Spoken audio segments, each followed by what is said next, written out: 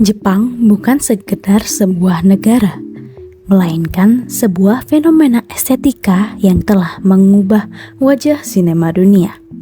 Dari tangan dingin Akira Kurosawa hingga imajinasi liar Hayao Miyazaki, sinema Jepang memiliki nyawa yang berbeda, sebuah perpaduan antara kesederhanaan tradisional dan inovasi masa depan yang berani. Hari ini kita akan membedah secara mendalam bagaimana elemen visual, struktur narasi yang unik, hingga trauma sejarah dan nilai sosial yang kompleks membentuk apa yang kita sebut sebagai estetika Jepang. Mari kita menyelam lebih dalam.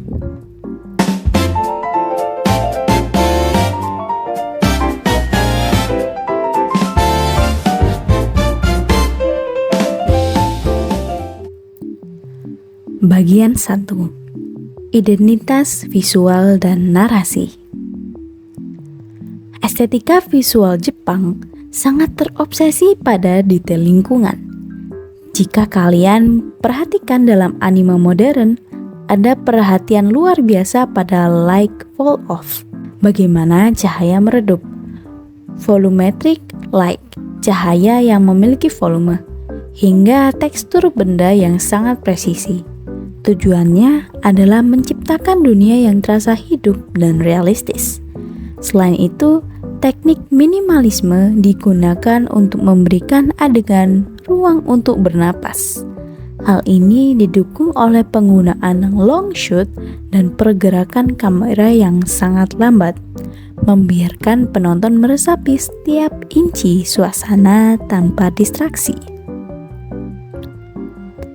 Dalam desain karakter, terutama anime, terdapat ciri khas yang sangat spesifik.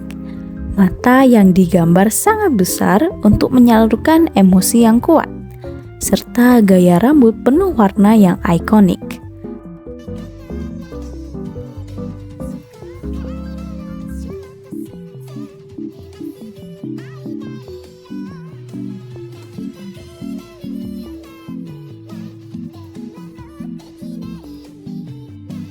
Namun, di sisi lain, sinema Jepang juga mengenal shomigeki, sebuah genre realisme yang fokus pada drama rakyat biasa dan dinamika keluarga, alih-alih pahlawan yang super epik. Struktur Kisho Tenketsu dan konsep Ma berbeda dengan struktur barat yang bergantung pada konflik linear. Jepang sering menggunakan Kisho Tenketsu, Ki yang berarti pengenalan, memperkenalkan situasi. Sho, pengembangan, mengembangkan cerita secara stabil. Ten, kejutan, belokan plot yang tidak terduga namun seringkali bukan berupa konflik fisik melainkan perubahan perspektif alias plot twist. Ketsu, resolusi, penyatuan elemen yang seringkali berakhir secara melankolis atau ambigu. Semua ini dibungkus dalam konsep Ma atau ruang kosong, di mana jeda antar peristiwa dianggap sama pentingnya dengan peristiwa itu sendiri.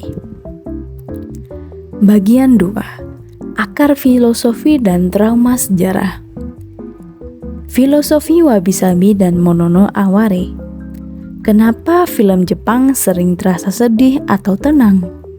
Jawabannya ada pada filosofi monono aware, kepekaan terhadap ketidakkekalan, dan wabi-sabi, menemukan keindahan dalam ketidaksempurnaan. Selain itu, pengaruh Shinto dan animisme membuat alam seringkali dianggap memiliki jiwa atau kami. Itulah mengapa alam dalam film Jepang seringkali menjadi karakter tersendiri yang harus dihormati, bukan ditaklukkan. Trauma sejarah dan modernisasi.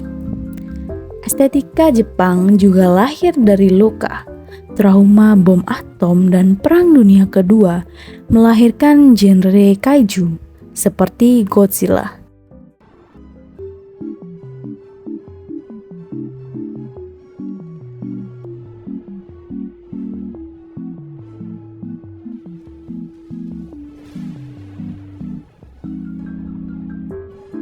yang merupakan personifikasi ketakutan akan radiasi nuklir.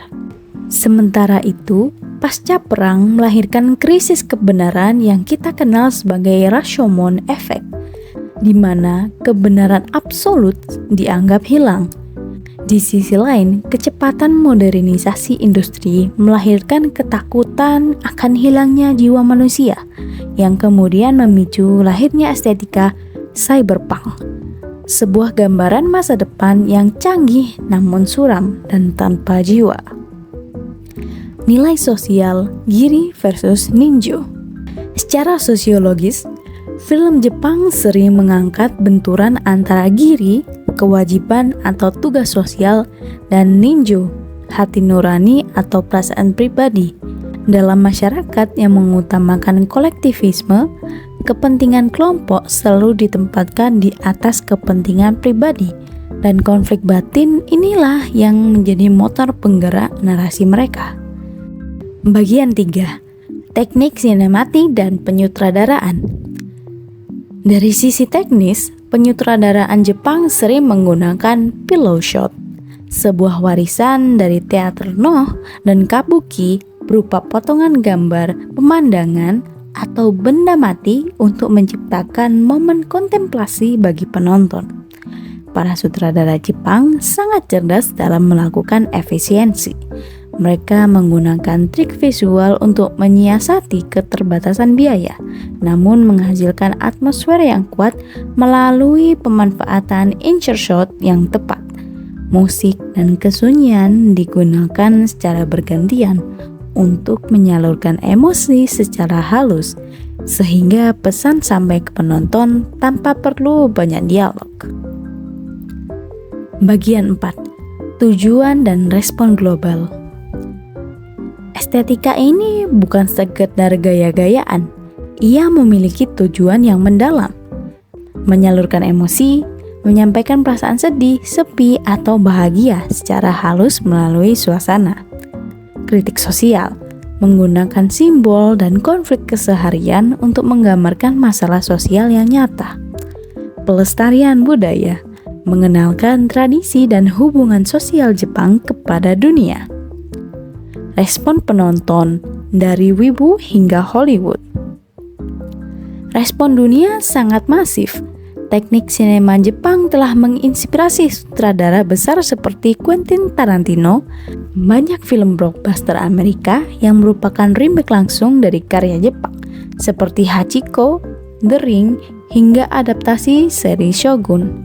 Di Indonesia sendiri, kepopuleran anime melahirkan istilah baru seperti wibu dan menjadi budaya populer yang diterima secara luas. Namun uniknya, di Jepang sendiri, sebagian orang justru merasa kurang suka dengan anime karena dianggap tidak relate dengan realitas mereka yang sebenarnya.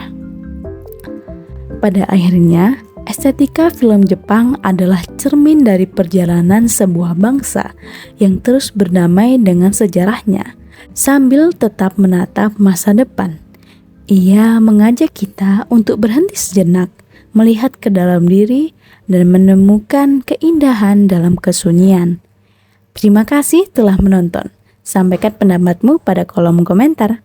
Dan jangan lupa untuk terus mengapresiasi karya sinema. Sampai jumpa di bedah film berikutnya. Bye-bye.